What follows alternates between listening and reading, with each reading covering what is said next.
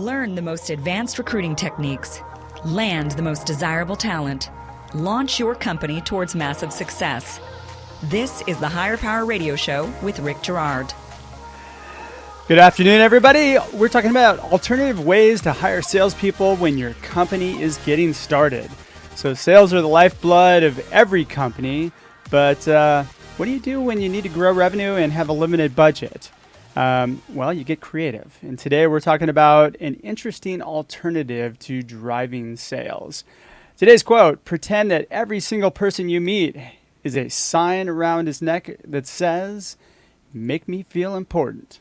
Not only will you succeed in sales, but you will succeed in life. And that was Mary Kay Ash. I think that's a Mary Kay Cosmetics lady, isn't it? I'm not sure. I'm Rick Girard, and welcome to the Higher Power Radio Show. Our mission is to help entrepreneurs and startup executives avoid costly hiring mistakes. We do this by identifying a specific problem and provide proven tactical solutions to help you win the right hire. We do this by sharing insights from top-performing rebel entrepreneurs, disruptors, and industry experts like our guest today, Marinela Gombosev. She is the president and COO of Evoke Neuroscience, which is a commercial stage diagnostic company focusing on early detection of Alzheimer's and other dementias with a vision of ultimately eradicating dementia. Great cause. I love it. Marinela is a roll-up-the-sleeves leader who strives to work across all levels of an organization, lead from a place of authenticity, and effectively represent the company to its clients, partners, and investors. Over 50,000 patients have been assessed by Evoke's technology, and under Marinela's leadership, the company has twice been ranked the Inc. 500 or 5,000 fastest growing private companies, which makes her the perfect guest for today. Marinela, welcome to the Higher Power Radio Show. Thank you for having me. It's a pleasure to have you. Now, today we're going to cover the good, the bad, and the ugly of hiring independent sales reps, because we're going to talk about your experience with that, and then how to hire them and what to look out for in the most efficient manner. So, independent sales reps, why? Yeah, great question. So, first, let's define what an independent sales rep is. Yeah. So an independent sales rep is a professional salesperson that works for themselves, either under any kind of organizational structure, or they could lead a small independent team. Sure. And they are not an employee of the company. So in order to qualify as an independent sales rep, it's typically paid in a 1099 basis. They have to meet certain legal requirements, including having multiple clients, not working under your direction, et cetera. And we won't talk much about that today. Sure. But just so that everybody's clear, an independent sales rep is a professional salesperson who represents multiple products. So they choose which products they represent, and it's our job to identify the right ones and make sure there's alignment and incentives and call points, and bring success to the company in a model that doesn't require a lot of overhead and upfront investment. So what was the problem that you were trying to solve initially that made you choose this model? Yeah, so when I came on with Evoke almost 5 years ago, the founders had brought a great product to market. However, at the time, we did not have sufficient funds to hire our own sales force. This typically runs a minimum of $2 million if you're really looking at attacking the U.S. market.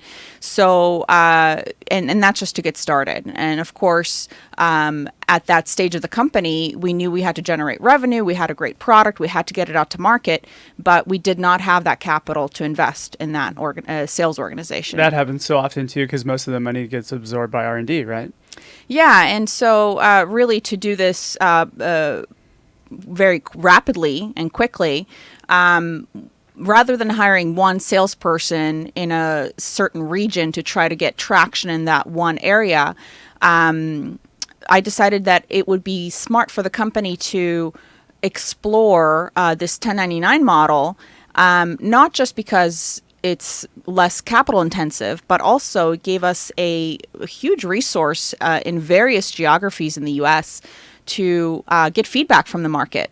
So it extends your reach quite a bit. Yeah, it not only extends our reach, but it also gives us insights on reimbursement and opinions about our product in a diverse geographical area. Okay, so how did you... Is this a model that you had worked with before, maybe one of your prior companies, or was this something that came about via research that you did? Or Yeah, it's something that it came about via research that I did. So I you had stumbled not upon employed. it. Yes, basically, and I gave it a lot of thought, and we considered it internally quite a bit. Decided to give it a try, and basically, I was tipped off to a great resource online that is basically a website for hiring independent sales reps, or Okay. they're also sometimes called manufacturers reps. Okay. And once I came upon that resource, I used it as a recruiting tool. Okay. Awesome. And so now we'll get into the process in a minute, but how has this benefited you? Or like, how did this help you grow the company?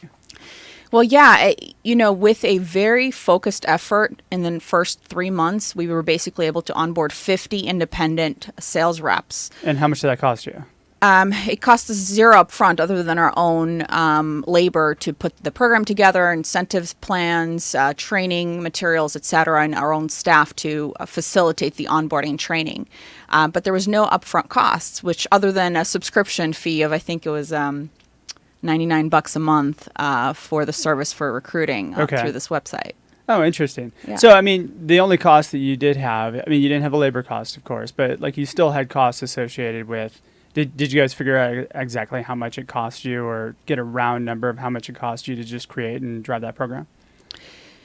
Well, because all of the compensation is paid out upon successful sales, there are no upfront costs, Sure. really. So, no, we did not try to calculate whether it's what percentage of our overhead went to that. But there were no outside capital requirements. Let's See, just put it that's that way. such a great resource for a lot of smaller startups, and I think a lot of them don't know about that. Or even if you do research, it's kind of hard to find that. Because I looked at the website you told me about, and I'm like, wow, okay, so these guys have been around for a long time, but you don't hear about this too often unless somebody were to turn this on to you.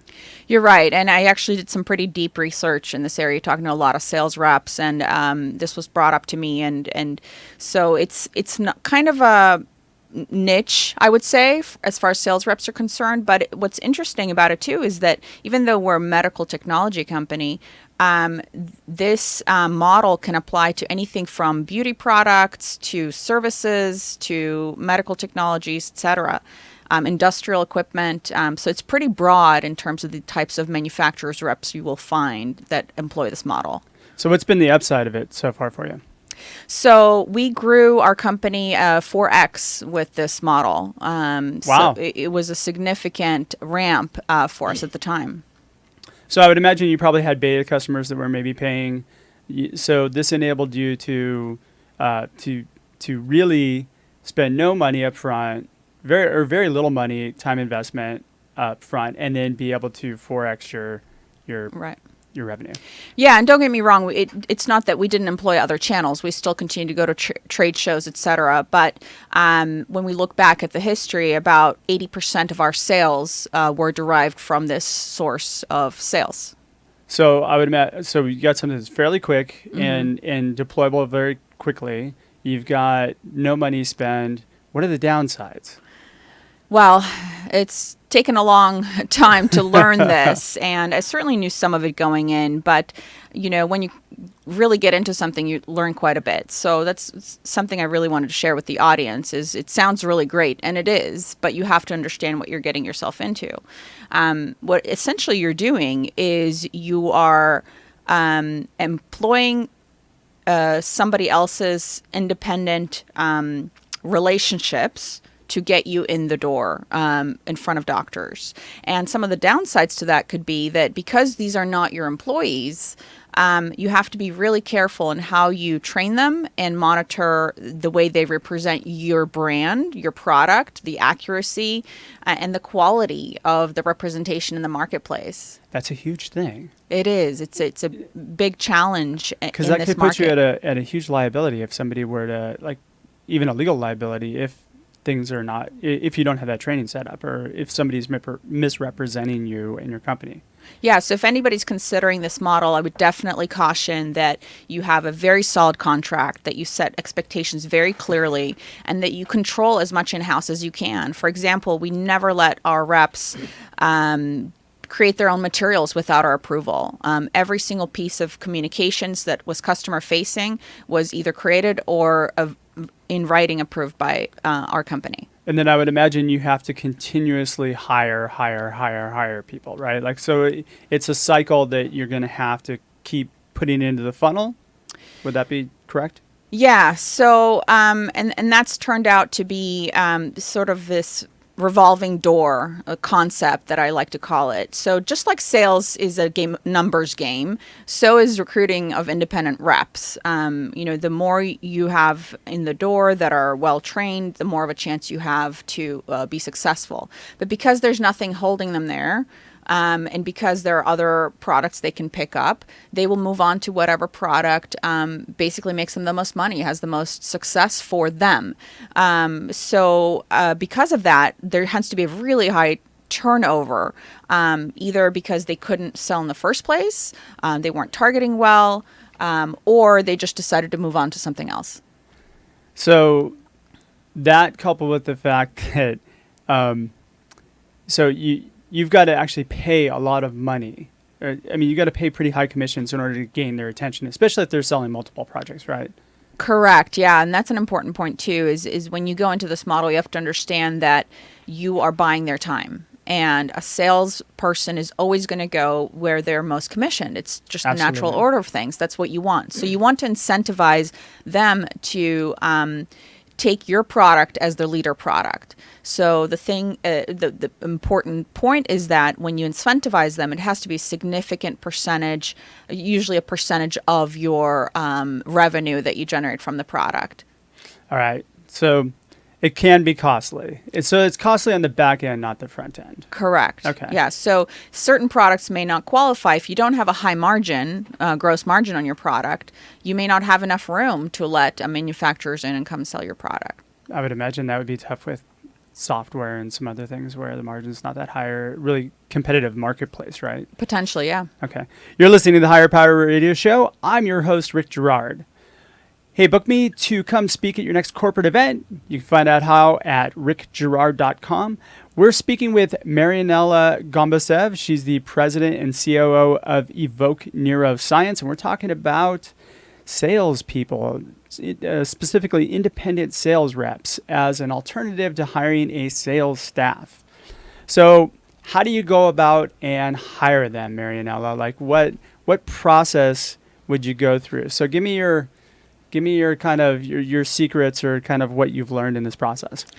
Yeah, so the first thing is to identify a recruiting resource. I've actually not just used the website I mentioned before, but I've actually used other sales rep managers to recruit other reps. So the first thing is get your comp plan right. We just talked about that a little bit ago. Sure. Make sure that it's highly incentivizing to the audience. Market test it, run it by a few people, make sure you've got the right comp. Once you've got that, you need to really clearly define who your product is for. Startup entrepreneurs generally like to say, well, it's for everybody. Yeah, they don't want to lose a sale. Exactly. Yeah. And that's the surest way to lose a sale, is by selling your product to everybody. Yep. It's about hyper-targeting, and which I'm sure you talk a lot about. Absolutely. You're not going to go sell your product to a chiropractor or a massage therapist, right? I mean, right. It makes sense that you have a really targeted market. Yes. So you have to be extremely clear, even when you're recruiting, who you're targeting, because that goes two ways. One, you're going to waste a lot of time and lose a lot of sales if you're targeting everybody.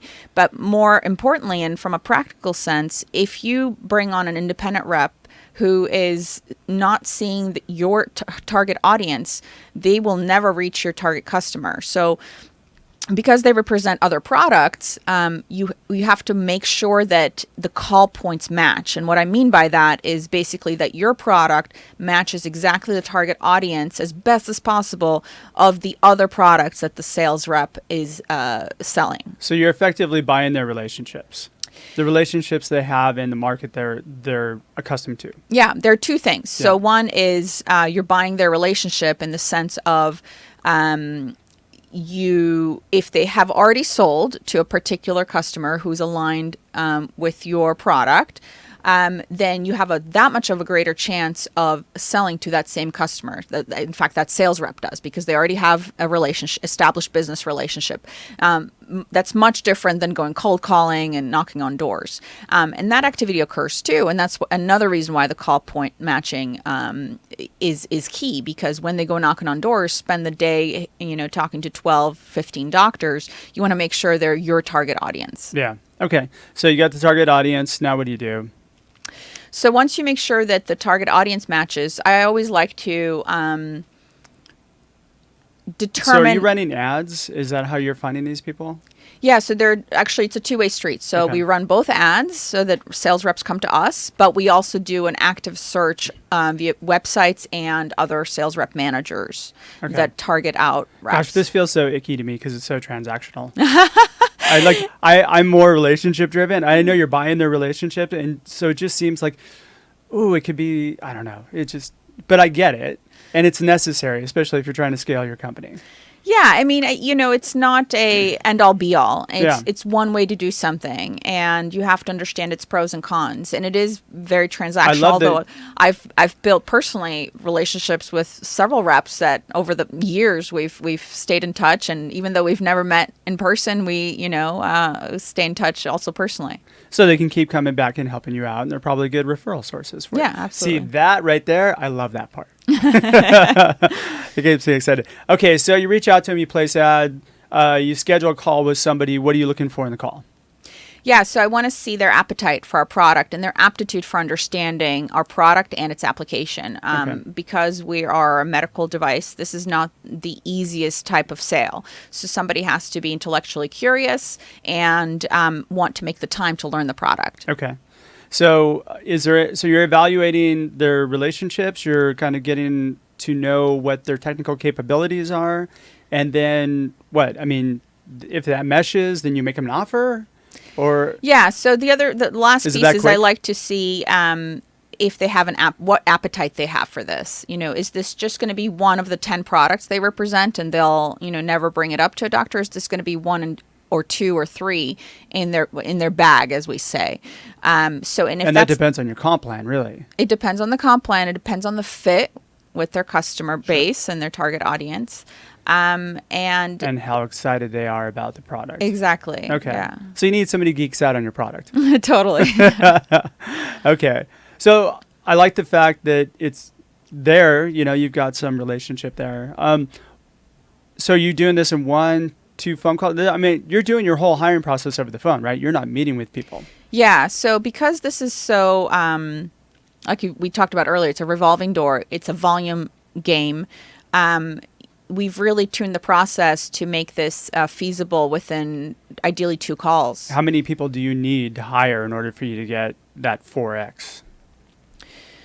Well, you're gonna live by the 80-20 rule, right? So only 20% of them are going to provide income for your company? Yeah, the 80-20% rule, I would say, definitely applies to this. Okay. So just think about that. 80% drop-off rate? It's not even necessarily drop-off. It's either not successful out of the gate. It could be drop-off. Got it. So, yeah, a variety of factors. Okay. So you're essentially preparing for a love-hate relationship, and you got to keep the funnel going. Yeah. And you have to, really, as you go in this, even though it's transactional, you have to take care of the reps. You have to understand that they have the hardest job. They're the ones out there on the front lines. They don't know your product as well as you do, so you have to support them. And you have to develop the relationship with them to make sure that if they like you as a person, if they like your company, they're gonna go the extra mile for you. That's for sure. And you also have to make sure you deliver on your promises. If you say you're going to pay them within X days of closing the sale, you better pay them. Yeah. Because these guys are 100% motivated by commissions, and they're putting in the work up front for you. So you really have to deliver on the back end. Yeah, and you have to remember that they're putting all this work in and not getting paid for any of it. It's all success-based. Absolutely. That's a hard job to have. It is. That's my job. I mean, that's what we've been doing for years. All right, we're just about out of time. What would you say would be the 3 key takeaways that you'd like our audience to walk away with on this? Yeah, so this is a great alternative model to consider. It has pros, it has cons. Really think about it, and do your due diligence. I would say also control as much as you can with the reps. Make sure that they're well equipped to represent you in the marketplace. Set them up for success. Exactly, because if they're not, it may come back to bite you and them. And it probably will, actually, because if you don't give them the tools they need to succeed, they're just going to be floundering all around, right? That just goes with anybody that you hire in any capacity. Yeah. Don't expect that they're just going to come in and figure it out and do it right. Yeah. And just the last thing is, deliver on your promises. That is a general comment for business in general, but especially when it comes to 1099 sales. Absolutely. All right. Well, we're just about out of time for today's show. Marinela, thanks so much for your time investment today. And I want to welcome you to the Higher Power Radio community. Now, I'm sure that members of our audience would love to find out more about you and your company. How do they reach you? They can look me up on LinkedIn. Also, my email is mgombosev@evokeneuroscience.com. Can you spell it out for me? mgombosev @evoke, that's EVOKE, neuroscience.com. Perfect. And so if any of you that are listening are independent sales reps and you want to work for an awesome person, because I know Marinela really well, then I would recommend reaching out to her. All right. So I want to thank our listening audience for tuning in to this week's episode of Higher Power. A quick thanks to our team, our engineer, Paul Roberts, our producers, Andrea Ballin, Shanti Ryle, and Ayla Gerard. If you're listening to the podcast, please subscribe, review, and share. We need your feedback to bring more highly valuable content to you. You can join the Higher Power Radio community at Higher, that's Hire, Power, Power, Radio, Radio.com. And hey, have a look at rickgerard.com or stridesearch.com too. We've got some upcoming webinars that are going to be talking about the secret of passive recruiting. So would love to have you join us on that. Tune in next week. Our guest is going to be Shane Bernstein. Shane is the founder and CEO of Rollbot. I'm your host, Rick Gerard, and you have been listening to the Higher Power Radio Show. Aloha. Thank you for listening to Higher Power with Rick Gerard on OC Talk Radio.